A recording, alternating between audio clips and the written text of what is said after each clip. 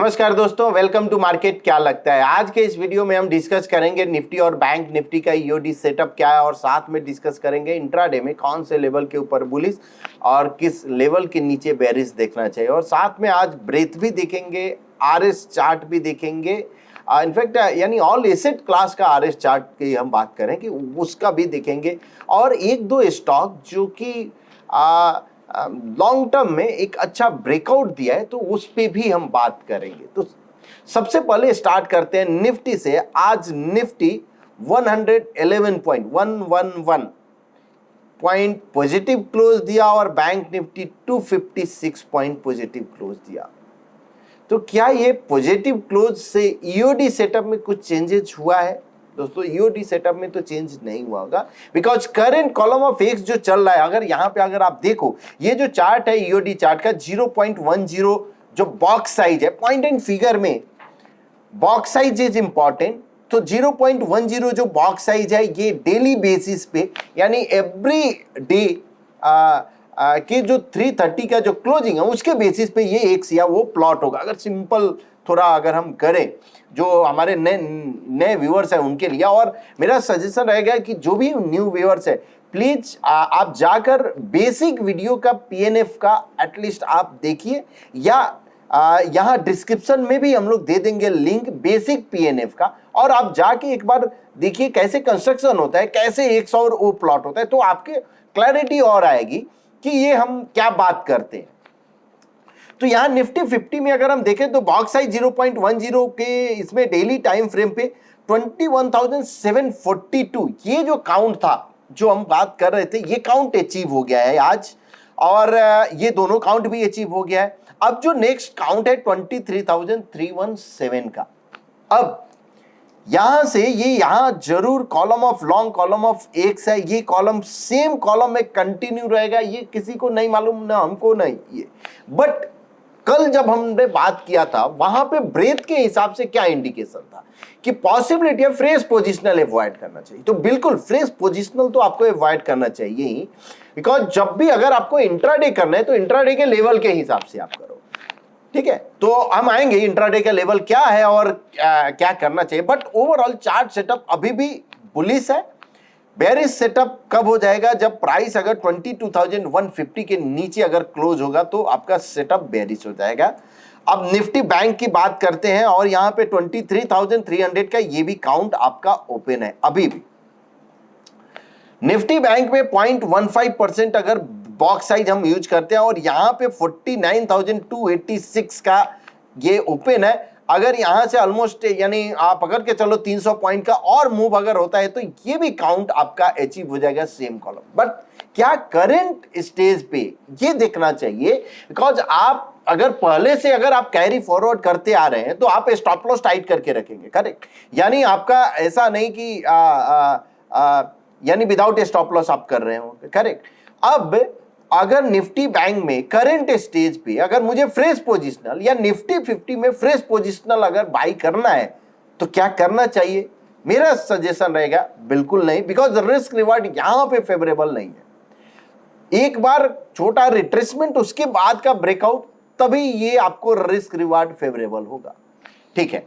तो current scenario की बात करें तो अभी भी चार्ट सेटअप बुलिश है और बेरिश के लिए जो है 46,500 के नीचे अगर क्लोज होता है तो आपका सेटअप बेरिश हो जाएगा।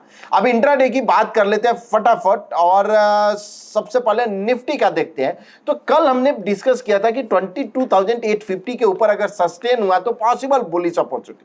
क्या आज गया? नहीं गया। 22,850 के ऊपर नहीं गया, नीचे में था 22,700 के नीचे अगर जाता है तो आपको बेरिश अपॉर्चुनिटी। गया? नहीं गया। तो किस लेवल में घुमा? 22,700 और 22,800 के बीच में, 850 के बीच में लेवल था।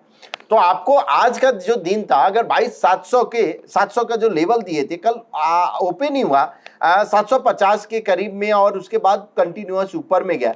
तो नेक्स्ट जो अपॉर्चुनिटी था जहां पे आप 700 के साथ 700 स्टॉप लॉस के साथ आप इंट्राडे 850 के साइड के लिए आप देख सकते थे, जो कि buy on support all sell और रेजिस्टेंस।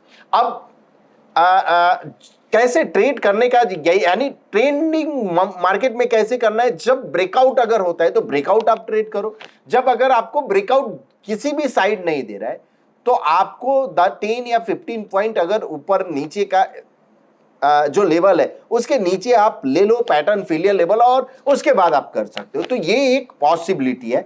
तो कल के लिए जो लेवल हो सकता है, और एनीवे कल नहीं, यानी कल तो बंद है, तो आपका इसलिए परसों के लिए 22,860 के ऊपर अगर सस्टेन होता है सेम लेवल केवल 10 पॉइंट ऊपर में, तो एक पॉसिबिलिटी है बुलिश अपॉर्चुनिटी मिलेगा। और नीचे का यानी डाउनसाइड लेवल सेम है 22,700 के नीचे अगर सस्टेन होता है तो बेरिश अपॉर्चुनिटी देखना चाहिए।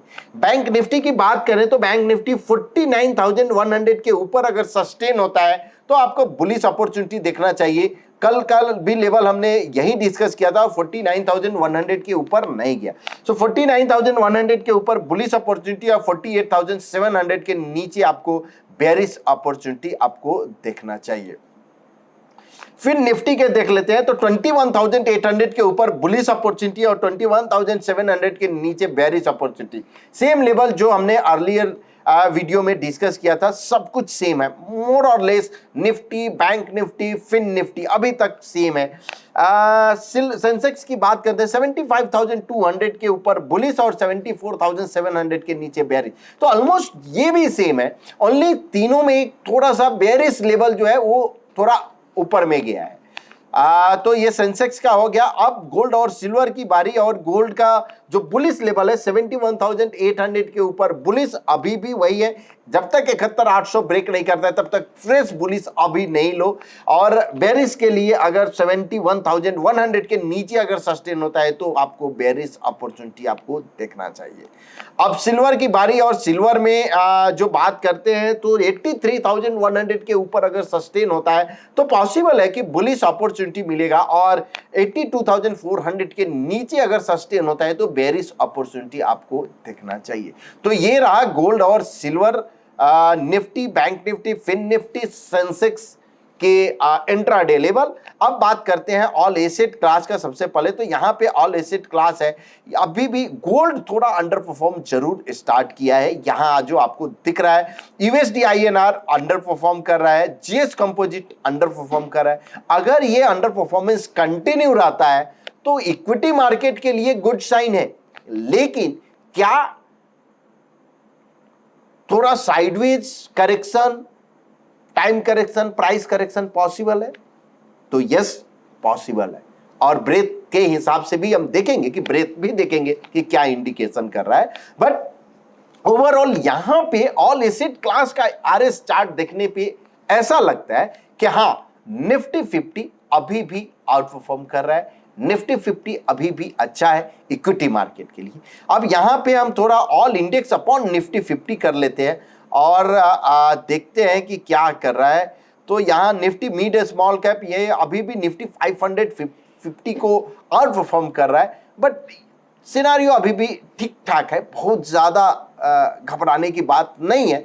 बट ब्रेथ और अपने को इंडिकेट करेगा कि क्या करना चाहिए। अब यहाँ पे ओआई के हिसाब से अब जो 23,200 का जो कॉल हुआ ये सबसे ज़्यादा है, तो पॉसिबल है 22,700 और 23,200 ये रेंज आपको अगले वीक में मिल सकता है। अगले वीक में मतलब परसों से आपको मिल सकता है।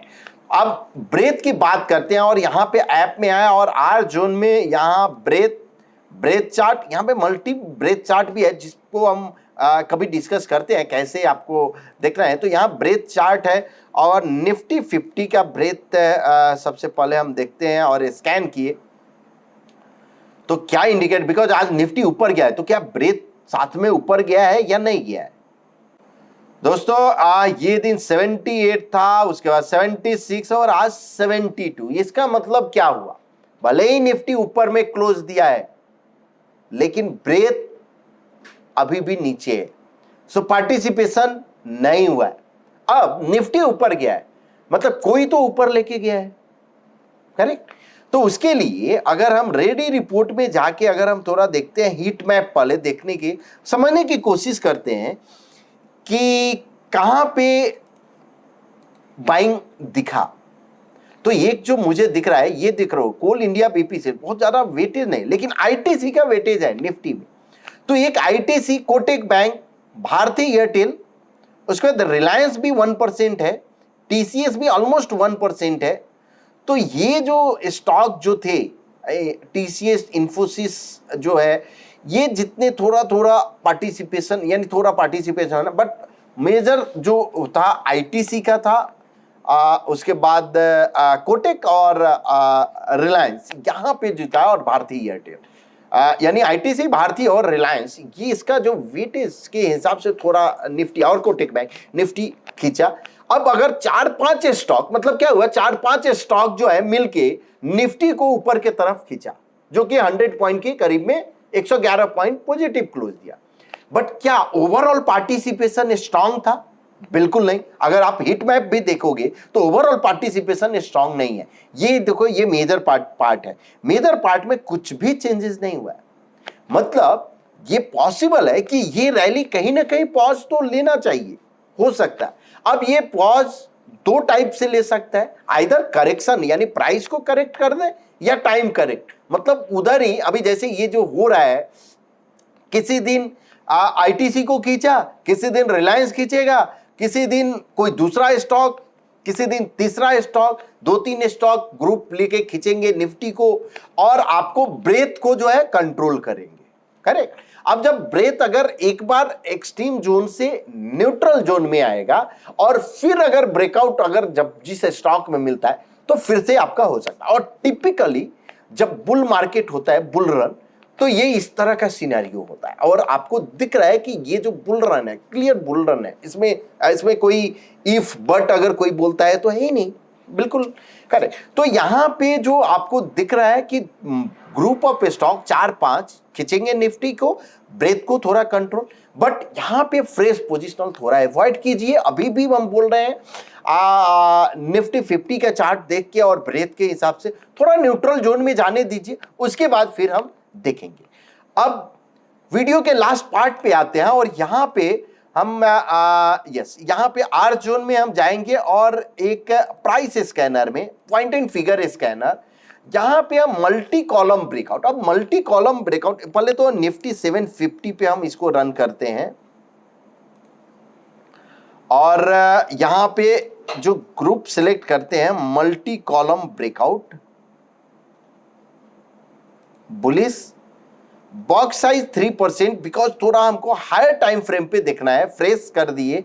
अब ये स्कैन, अब ये क्या स्कैन करेगा, ये स्कैन करके दिखाएगा कि जहां पे हो सकता है कि कैंडल का जो, अगर आप कैंडल्स देखते हैं तो उस हिसाब से हम बताएं, जहां पे stock multi month breakout, multi year breakout दिया हो, ये स्टॉक आपको आइडेंटिफाई, तो सॉर्ट ऑफ कंसोलिडेशन ब्रेकआउट जहां पे हुआ है, ये आपको दिखाएगा कि कौन से स्टॉक में हुआ है। तो फर्स्ट स्टॉक जो आया है आपको, आरती इंडस्ट्री, जहां पे ये केमिकल इंडस्ट्री का है। और दोस्तों केमिकल जो है, जो अभी उस पे हम बनाएंगे, यानी कल परसों भी वीडियो में, तो केमिकल इंडस्ट्री जहां पे बाइंग इंटरेस्ट दिख रहा है, तो आप उस पे नजर रखिए, केमिकल पे।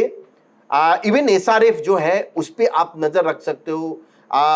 उसके बाद त्रिमल केमिकल, वहां पे आप नजर रख सकते हो। आरती इंडस्ट्री अभी आया, तो आरती इंडस्ट्री अगर लॉन्ग टर्म चार्ट एक बार अगर हम ओपन करते हैं, और आरती इंडस्ट्री का 0.25 नहीं करके हम 3% का चार्ट देखते हैं, बिकॉज हायर टाइम फ्रेम पे प्राइस करेक्ट हुआ है। अभी यहाँ पे डायगोनल ट्रिपल टॉप, अब ये जो कंसोलिडेशन जो ब्रेकआउट हुआ है, ये एक मल्टी मंथ का हो सकता है, यानी 12 से लेकर यानी ऑलमोस्ट 4-5 महीने का कंसोलिडेशन का ब्रेकआउट हुआ है। पैटर्न फेलियर लेवल क्या है, बिलो 600। अब अगर हायर टाइम फ्रेम पे देख रहे हो, मल्टी यानी आपको इन्वेस्टमेंट पर्पज से, तो ये ऑलमोस्ट 100 रुपीज का ये आपका रिस्क है। रिवर्ड क्या हो सकता है, तो इस कॉलम से आप काउंट प्लॉट कर सकते हो, जो कि 900 और 1300 ये दिख रहा है। अब ये 45 डिग्री ट्रेंड लाइन भी ब्रेकआउट दिया है, तो पॉसिबिलिटी है 900 तक ये जा सकता है। 923 पैटर्न फेलियर लेवल 600, तो इस पे आप नजर रखिए। अनदर स्टॉक जो कि पेट्रोनेट, अब ये इंफ्रास्ट्रक्चर में है, मिड कैप स्टॉक है, दोनों ही मिड कैप है स्टॉक। अब पेट्रोनेट में बहुत ही बढ़िया चार्ट स्ट्रक्चर मुझे दिख रहा है। अब आप 3% का चार्ट ही हम देख रहे हैं यहाँ पे। चलो 1% का थोड़ा हम करते हैं और फिर आपको दिखाते हैं यहाँ, सॉरी 3% का। तो ये जो चार्ट है 2019, ऑलमोस्ट 2019 यानी 17 से लेकर 19 तक का, 19 से लेकर और अभी तक का ऑलमोस्ट 5 से 7 साल का ये कंसोलिडेशन का ब्रेकआउट है। प्राइस एक अपसाइड मूव लिया, क्लियर अप ट्रेंड। वो कब से कब तक, यानी 2009 से लेकर और ऑलमोस्ट 10 साल तक ये क्लियर अप ट्रेंड में था। लास्ट 7 ईयर्स से क्या किया, यानी 2019 से लेकर 24, यानी लास्ट 5 ईयर्स में क्या है, कुछ भी नहीं किया, केवल कंसोलिडेशन हुआ। तो ये एक अप ट्रेंड, उसके बाद कंसोलिडेशन, उसके बाद का ब्रेकआउट। तो पॉसिबिलिटी है कि ये एक अपसाइड मूव आपको जा सकता है। यहां पे क्यों, बिकॉज ट्रिपल टॉप फॉर्मेशन भी हुआ है, अपसाइड ब्रेकआउट भी हुआ है, मल्टी ईयर कंसोलिडेशन ब्रेकआउट है। 403,575 तक जा सकता है। पैटर्न फेलियर लेवल बिलो 250 आप पैटर्न फेलियर लेकर चल सकते हैं। तो पेट्रोनेट पे आप नजर रखिए। वैसे ही जैसे ये जो स्टॉक मुझे याद आ रहा है, आरईसी, पीएफसी, ये सब कंसोलिडेशन, काफी ईयर कंसोलिडेशन, उसके बाद ब्रेक, मल्टीपल चार्ट ऐसा देख सकते हैं जहां पे मल्टी ईयर का जब ब्रेकआउट होता है तो काफी अच्छे से परफॉर्म करता है। तो बट ऐसा नहीं परफॉर्म करता है, इसका मतलब ये नहीं कि हम पैटर्न फेलियर लेवल को इग्नोर करेंगे। नहीं, पैटर्न फेलियर लेवल आपको ध्यान में ही रखना है, 250 का पैटर्न फेलियर लेवल।